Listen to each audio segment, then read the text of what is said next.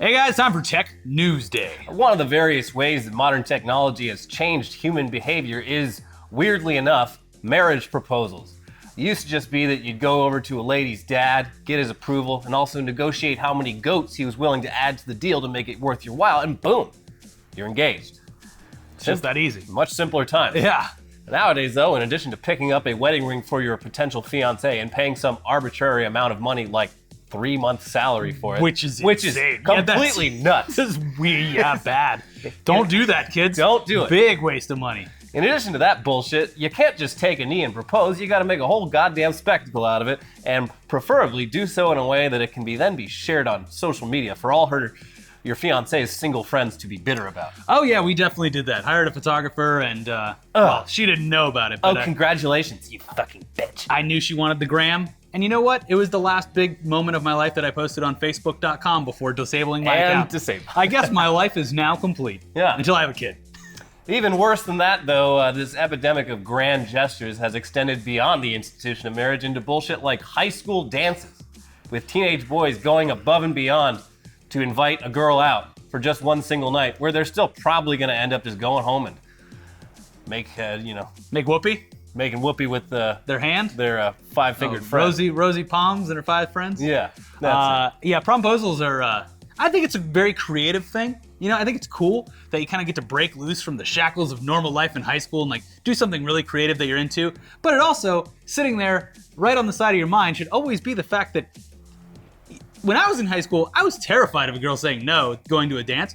If you put this big spectacle on where you're doing High School Musical down the hall, single shot camera style, and then she says no at the end, I mean, what do you got? Well, that's the thing. You're pressuring her to say yes. Because put the weight of the world on her shoulders. Because everyone will hate her if she doesn't. Which is, that's kind of fucked up. Yeah, isn't it? High school sucks. Anyways, this whole promposal, all this other stuff that we've been talking about, it's not entirely new. Before the YouTube flash mob proposals and shit like that, people were proposed in other dumb ways like skywriting. Well, you better look up now before it dissipates. Or putting their girlfriend on the spot in front of 20,000 people on the jumbotron of a sporting event. How could she say no? As marriage proposal technology evolves, the bar continues to be raised. You can't just make a grand gesture. You've got to make the grandest gesture ever. It's no longer keeping up with the Johnsons. You have to top them and make them look like shit. Shame the Johnsons. Shame the Johnsons. You know what's never been done before, though? A marriage proposal in a video game. Oh, wait, actually, someone apparently proposed using Super Mario Maker and also Minecraft, and they've done it in World of Warcraft. Shit. Well, how do you top that? Well, maybe you reach out to a big game developer working on one of the most anticipated titles of the year to get them to code your marriage proposal directly into the game. What could go wrong? Well, as you might be aware of by now, it could all go wrong. And it could go down as what's described as the saddest Easter egg in gaming history. Now, who's describing it that way? Tyler Schultz, a guy who back in May tweeted at the people developing the Spider-Man game for the PS4 saying, "I need your help. This may be selfish, but I'm ready to propose to my girlfriend and want to do it in a big way. Is there any way you can put an Easter egg of Madison, will you marry me, anywhere in the game?" The devs over at Insomniac Games, they actually obliged Tyler's request, and when the game came out last week, the proposal message was right there in the game, written on a movie theater marquee. Aw. Wait, pump the brakes here. He's putting it out there in a public, like where anyone could see it, tied with his name. His girlfriend doesn't use Twitter. She's out there doing other things. None of their mutual friends, best kept secret, I guess. I don't know. Yeah, there's a lot of questions. You would assume that this would get like a lot of traction in press, and it seems like an idea with lots of holes in it, but I'll bite. Let's see what happens. Yeah, sounds pretty sweet, right? Sounds like the perfect boyfriend. Adorable. Was she a fan of Spider-Man? We'll get to that. Yeah, well, it didn't fucking work out, because over the weekend, Tyler went on YouTube to announce that things had not gone as planned with his little proposal. Well, so yeah, the video begins with the usual hallmarks of YouTube videos in which someone apologizes or tells a difficult personal story. Tyler comes in front of the frame and sits down and takes a long sigh. Guys, I didn't mean to say the N-word. Oh wait, sorry, different video. This is different, sorry. He then thanks Insomniac Games for making the best Spider-Man game ever. which he has been playing nonstop since he got it, obviously, with this video being recorded at 3:15 a.m. on his first break from playing it. He then spends 6 minutes explaining what he could have, easily explained in half that time. He says that unfortunately, 3 or 4 weeks earlier, Madison actually dumped him for his own brother. Wow. This threw away 5 years of them being together, and it basically just spit in his face, saying that this isn't even the way that she wanted to be proposed to. Wow. So who could have thought? Wow, Madison. I mean, he says he doesn't think Madison really understood how special being proposed to inside of a AAA game was. So obviously this is her fault. Sounds like a real ingrateful chick. Really dodged a bullet there, Tyler. To be fair, for Tyler's sake, what are you gonna go fuck this guy's brother for? Well, this is just according to him. It could be, yeah. We're only hearing one man's side of the story, and that man has a bedroom that looks like it belongs to a small child.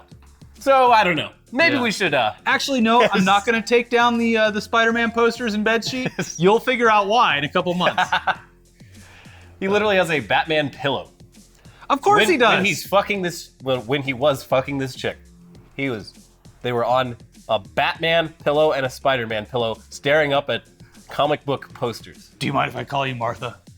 Because Batman fucks his mom. Anyways, the story, of course, then after that video got put up, it got picked up on Twitter and on sites like Kotaku and even on some TV talk shows. And the internet went ahead and did its thing. They took Tyler at its word and concluded that he had been betrayed by his bitch girlfriend and scumbag brother. Yeah. You get him, Tyler. Tell everyone. How could Madison have done such a thing to such a great guy? A perfect man with all the chin bone. I saw 6 minutes of this guy talking on YouTube. Pretty sure I'm pretty sure he's a good dude. Yeah. And even though Madison's full name had not been given out, Tyler's full name had.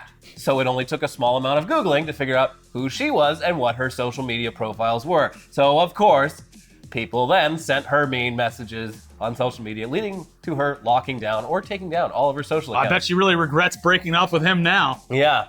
I found her Facebook profile. You fucking hacker. Well, it was like, you couldn't see anything except it was all locked behind that. But even while I was literally on the page, I didn't even know this was possible. While I was on the page, a pop-up popped up on Facebook being like, the page you were looking at is now gone. And I refreshed it, and it was like, she had completely oh, you were there for the deletion. Yeah, it was weird. Yeah. Hey, cool. Man, I was there. I was there for it.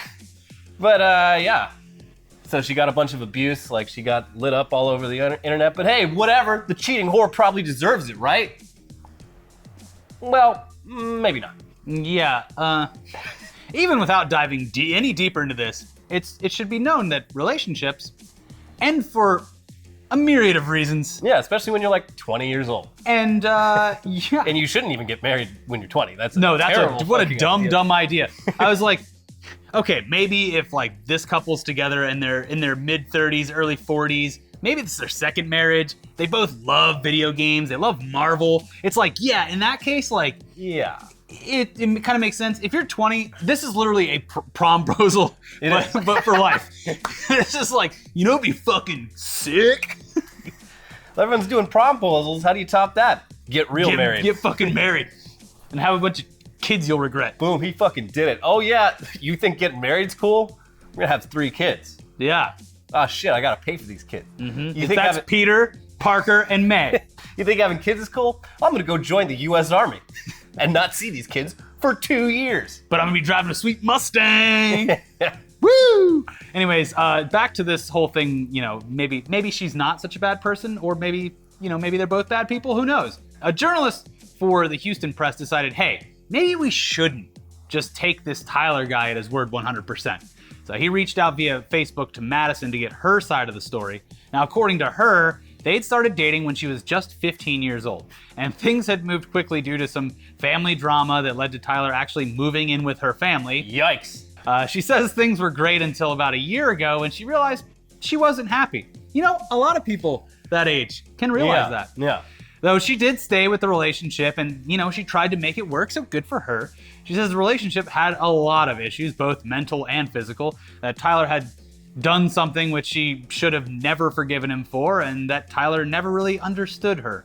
All seemingly normal reactions to a relationship when you're in your early 20s and late teens. Yeah, very just like textbook why you should break up with your high school boyfriend after high school's over. Textbook any reasons. relationship. Yeah. Regarding the proposal, she said this. Even the proposal, which he thought was the save-all for our relationship, was never the way I would have liked to be proposed to. I never liked video games, but I sat through them because I loved him. Our relationship turned into a mother and son relationship where I had to remind him about things. I had to deal with his financial mistakes, his violent outbursts, etc. We never did things normal couples would do, like go out, dance, parties, sit under the stars. I told him in July that he had a month to change my mind, and it didn't happen, so I broke up with him. I have big prospects in life, and I'm a highly motivated individual, but it was extremely challenging to have to be someone else's motivation to simply get out of bed or get off of his video games. As far as his half-brother goes... Half-brother? Okay, that makes sense. Tyler had asked him to check in on me and ask me how I was doing after I broke up with him, so of course we got close, and our relationship just built from there. I did not leave Tyler for his half-brother, and I have never been unfaithful to Tyler. Oh man, is there a lot to unpack from that. First of all, I love the breaking up with you in a month, changed my mind. Not gonna come back from that. It is impossible. There is no coming back from that. If the decision is made, that's done. It's just an easy way to like not feel like you're cutting it off like that. You're like, well, I gave you a chance. And you didn't turn your entire life around in a month. Number 2, we've gone from there is a weird family, non-family dynamic going on here. They are brother and sister. Wait, they live together as family. She thinks like a brother and sister. Then she turns into a mother-son relationship. Then his half-brother comes in on his instruction. And why don't you go over there and check them? Now I think that his half-brother is the dick in the situation because it's just like, look how vulnerable this definitely young woman opportunistic. is. Yeah. Hey, baby, would it make you feel better if maybe I had sex with you?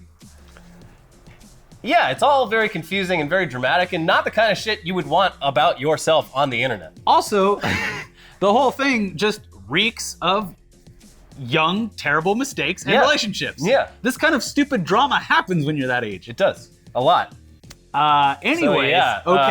So aside from the aspect of going from dating a guy to dating his half-brother a little while later, which is still kind of weird and probably sucks to go through for Tyler, it sounds like Tyler's Spider-Man wedding proposal was a misguided Hail Mary attempt to save a crumbling relationship, and a very bad one. It's like he got sacked right after the snap.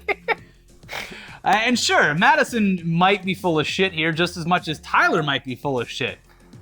If you want to fence sit, here's the place to fence it. Some people are saying this, some people are saying that. Maybe they're both bad.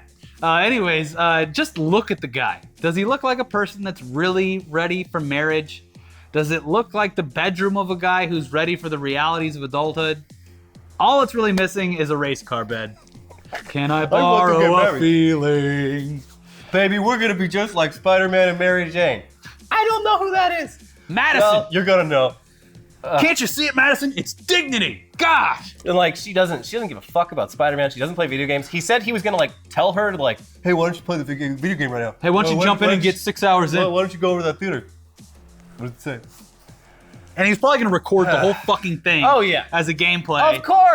Of course he was. He thought this was gonna be his fucking viral moment. Well, hold on now, Ellie. We'll have to wait till the Shane Dawson documentary comes out to get the real story. Oh man, that guy. Anyway, in any case, nobody forced Tyler to go on YouTube and explain his sob story to everyone. Nobody would have even known who he or Madison were if he just shut up, played his long-awaited video game, which by all accounts is one of the best games ever made, and not gone fishing for sympathy and attention on the internet. Yeah, he got exactly what he needed after the end of a big breakup. He got a video game to play for fucking 20-something hours. In conclusion, if you want to get married to someone, maybe focus more on being a good partner and less on wowing them with a marriage proposal built entirely around something you yourself enjoy, but which the other person doesn't really give a shit about. Yeah. And if you're 20, don't get married. Don't get married then. Yeah. No one's forcing you to. There's really no benefit. No. Just stay in a relationship. Yeah. Guess what? If you're in a now we've been together 10 years. Okay, yeah, cool. Maybe you guys can fucking deal with each other for the next 40 years then. Yeah. Anyways, the main reason we started with that story, because it was tech related. It happened on the internet. It was tech related. Yeah. Check it. It was coded into a video game. Yeah. The main reason we started with that story was so that we could avoid putting either Alex Jones or Elon Musk in the thumbnail for the video. And we're sorry. We are sorry, but you know what? we're living in this reality. Yeah. We've got to talk about it. They both definitely got up to some hijinks this past week. Hijinks being the perfect word to explain what they got up to. So let's just get right into that. First off, Alex Jones, who in recent weeks has been banned or suspended from just about every social media platform around, decided that the best way to combat this so-called censorship would be to loudly protest Jack Dorsey, CEO of Twitter, the one major social network that hadn't banned him yet, and just yell at him. Yeah. Hey, you're the one who hasn't banned me yet. Oh, you seem perfectly sane. Oh. It's fine. Yeah. Double verified. I like the cut of your jib. Meet me in public. What could go wrong? And he was going to do it at the U.S. Capitol building in Jack Dorsey's physical presence. So as you can imagine, that's what he did. The pictures are amazing. Yeah. It sounds like the idea that could have backfired, and of course it did. Yeah. Now, previously, Jack Dorsey had reportedly gone against pretty much everyone else at his own company who wanted Alex Jones off Twitter. He was the sole reason Twitter still had an Alex Jones. I like the guy. He's red. Yeah, he had argued that kicking him off would go against his own views on free speech. But Alex Jones' behavior at the U.S. Capitol during some congressional hearings about social media ended up being the straw that broke the camel's back. Jones was at those hearings at the U.S. Capitol, and he was causing quite a scene. At one point, confronting Marco Rubio while the senator was being interviewed, and weirdly insinuating that Marco Rubio was gay. And at another point, surrounding CNN journalist Oliver Darcy, whose articles about Alex Jones and InfoWars arguably kickstarted Jones's recent run-ins with the banhammer. So is he just running around like... Yeah. Like, I have no idea you could just, show up at the U.S. Capitol and just fucking periscope a bunch of shit. And get in Marco Rubio's face and him being like, hey, buddy, get away. I kind of like that you can do that, I guess. Yeah, I mean, I'm sure you walk through a metal detector or something. Oh, yeah, there's security for sure, but... It's still a little weird, but yeah, good. Hey. Yeah, we have access to our politicians. Land of the free. Yeah. If I want to run up and call Marco Rubio gay, I can do it. Yeah. Not only that, though, all these confrontations, Alex Jones, he was streaming those the entire day. That whole day at the Capitol, he was streaming all of it on Periscope, which is Twitter's live streaming platform. Also, one of the few live streaming platforms he had available to him at that time. Is he on Twitch? I don't know. Why hasn't he done Twitch IRL? Get Alex Jones body painting himself. Emotes would be... Well, anyway, at one point, he got close enough to Jack Dorsey to shout a few things at his face, which was captured in this beautiful photo right here and plenty of others. It's a gem and should win an award. It's like the Renaissance. Mm-hmm. Like, Alex Jones. Yeah. Listen to me, Jack. The last tweet. And Jack just, yeah. Yeah. So anyways, Alex Jones' response to accusations of abusive behavior on Twitter was to go do some abusive behavior while in the same building as the CEO of Twitter and while surrounded by actual journalists from every major news outlet.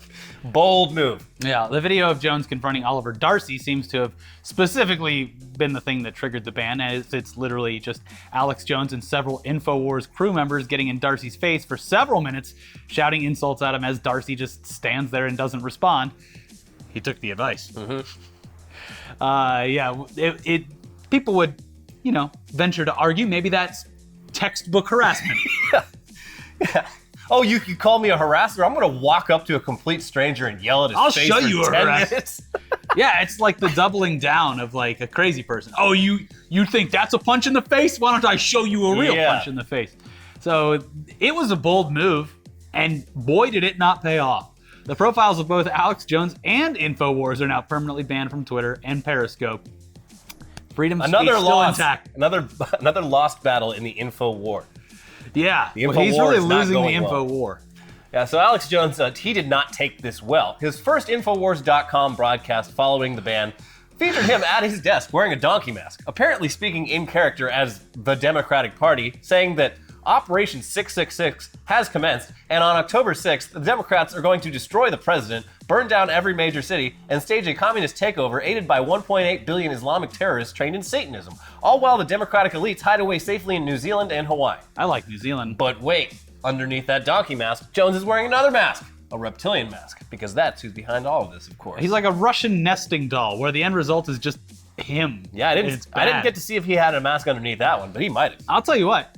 If all this stuff didn't blow up in his face, he could have just signed off a couple years ago and gone into voice acting, because he does some pretty good voice acting. He does. Yeah. I think possibly his only movie role was in Waking Life. He was in one of the segments in that pretty much as himself.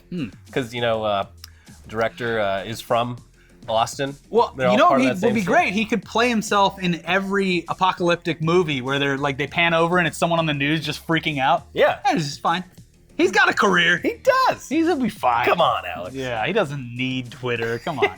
Anyways, a few days later came yet another setback for InfoWars when the Apple App Store banned the InfoWars app for violating its rules on objectionable content, specifically defamatory, discriminatory, or mean-spirited content, including references or commentary about religion, race, sexual orientation, gender, national/ethnic origin, or other targeted groups, particularly if the app is likely to humiliate, intimidate, or place a targeted individual or group in harm's way.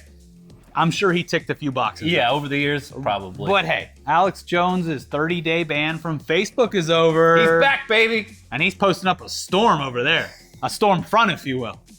For now. Also, if you're in the Carolinas or anywhere on the East Coast that might be affected by the actual storm front coming, it's a hurricane, it's big, get out of the way. Yeah. Go east. Check your local listing. Go inland. Don't go to Infowars.com to learn about the hurricane. The hurricane is a deep state lie. We need to put fans on our roof and blow it the other way. For now, he's unbanned from Facebook. Meanwhile, Infowars.com, his actual website, it's not going anywhere. So if you really like hearing about how Hillary and her gay frog minions cook children into pizzas, you can always go straight to the source. Yeah. No one's shutting down Alex Jones's website. No, you don't go to the store and buy the corporate water that they bottle. You go straight to the source and get that raw water. Yeah. I mean, The kind that gives you hepatitis. yeah. Get that fluoride out of my water. It's turning everything gay. Moving on from Alex Jones to someone who is slightly less weird. Elon Musk smoked weed, you guys. Can you believe it? Yes, following yet another week of controversy when he revived his pedo accusations against that diver in Thailand who said Elon's submarine was dumb. For no apparent reason, Elon decided to go on the Joe Rogan podcast to win back some public sympathy. And in the course of doing so, he accepted a blunt passed to him by Mr. Rogan and took one very awkward puff of it that may not have even entered his lungs. The Bill Clinton method. It was just like, I don't think he inhaled. He fully took a huge hit, but then did not inhale any of it. Yeah. It was just like a huge cloud. He was doing vape tricks with it. In any case, whether he got high or not, it was great for the memes. Yes. His face is amazing. We said it yesterday, but I can't get enough of it. Yeah. For public perception of his abilities as a CEO, though, not so great. But we're not going to sit here and act like a guy taking a single puff of weed in a state where weed's 100% legal is a real scandal in any actual way. It is, however, if not bad optics, weird optics. Yeah, it's there is nothing wrong with smoking a little marijuana. No. Especially in a state where it's legal. Yeah. Who cares? But on the tail end of everything that's happened, There's over nothing the wrong couple with smoking months, weed. yeah. Maybe don't be filmed doing it. if he was on Joe Rogan last year smoking weed, I'd been like, fuck yeah. Yeah. I would love to smoke weed with Elon Musk. I would light it with not a flamethrower. One puff and he's like the fourth brain on that brain panel thing. To be fair, I galaxy have brain. no idea how he can even stand smoking weed, because if I had as many problems as Elon Musk, I would have a fucking anxiety attack, a full meltdown every time. Yeah, well, yeah. Now, following Musk's appearance on the Rogan podcast, Tesla shares, they dipped around 7%, which doesn't sound like a lot, but it's a lot. It seemed like the smoking weed thing was only one factor in that stock dip, and what really scared investors was the fact that Tesla's chief accounting officer resigned just 1 month after taking the job. Also, Tesla's head of HR quit. Those resignations happened before the Rogan podcast, so it's not like these two execs saw Elon smoke weed and abruptly quit, though they probably saw what happened and, breathed a sigh of relief. Oh, thank God I don't have to deal with any of that. But the HR thing is just like, what do we do? We can't punish him. Yeah. It's fine. It's legal. Meanwhile, though, Musk announced a bunch of executive promotions at Tesla that might actually mean he's actually doing what he should have been doing all along. Delegating. So that he doesn't have to sleep in his goddamn office every night and work 120 hours a week. The guy who's been overseeing the Model 3 assembly line, Jerome Guillen, he was promoted to the new position of President of Automotive Operations, which hopefully means that Elon Musk has decided that he can actually trust another human being enough to actually manage Tesla production on the micro level, so Elon can go do the usual CEO thing of focusing on the big picture. Or this could just mean that Musk now has even more time to shitpost on Twitter, which would probably be bad. Yeah, okay. They just like upped the price for maybe this is his first move. They just upped the price for new colors on the Teslas. Turns out making cars different colors, very expensive. Oh yeah. Also, so this is another like confusing thing, like when I was talking about like what the HR person would do, because there's nothing you can really do. So the Air Force doesn't know how to deal with this because... So I looked into this, and that's apparently a rumor started by some Fox business guy who was like, I've reached out to the Air Force to see what they said about this. And they're just like, we don't know? Yeah, and then he spun that to be like, the Air Force, like, it's a non-fucking story. Okay, good. Yeah, because I saw that and I was like, I mean, it makes sense because SpaceX is working with them, but there's the article itself that I read, which is on like Engadget or something, was just like, yeah, they just said they don't know what to do, and they probably won't do anything. He's not building the fucking rockets. He's not flying the rockets. Can we trust this guy? I'm pretty sure an O-ring's gonna blow out. Yeah, well, hey, guess what? We got to the end of a tech show, and we both agree that what Elon did, not bad. Yeah. Hopefully he's turning shit around. Yeah. Get some fucking rest. Yeah. Let someone else run the car factory for a couple hours. Joe Rogan play with your kids. Giving him some sleeping pills and stuff. Joe Rogan did highly recommend getting a Sendep tank installed in Musk's house. Oh yeah, there you go. Like, bro, you gotta meditate. He'd be the first person to accidentally drown in one. Brain's too heavy. It's so quiet. Yeah. And so wet. Oh my god. I did it once, and it was relaxing, except for the fact that the water is so saline that if you get even the slightest drop of it in your eyes, it is extremely painful and therefore not relaxing at all. I don't want to be alone with my thoughts. Speaking of my thoughts, watch yesterday's show where we explain the whole, briefly glaze over the whole Serena Williams tennis thing, as well as some porn memes, some Kanye West drawings, which are ridiculous. And then watch News Dump because The Witcher's getting made. Yeah. It's going to be with Superman. Yeah. And the showrunner already quit Twitter because of harassment. Woo, we did it. Way to go, social media.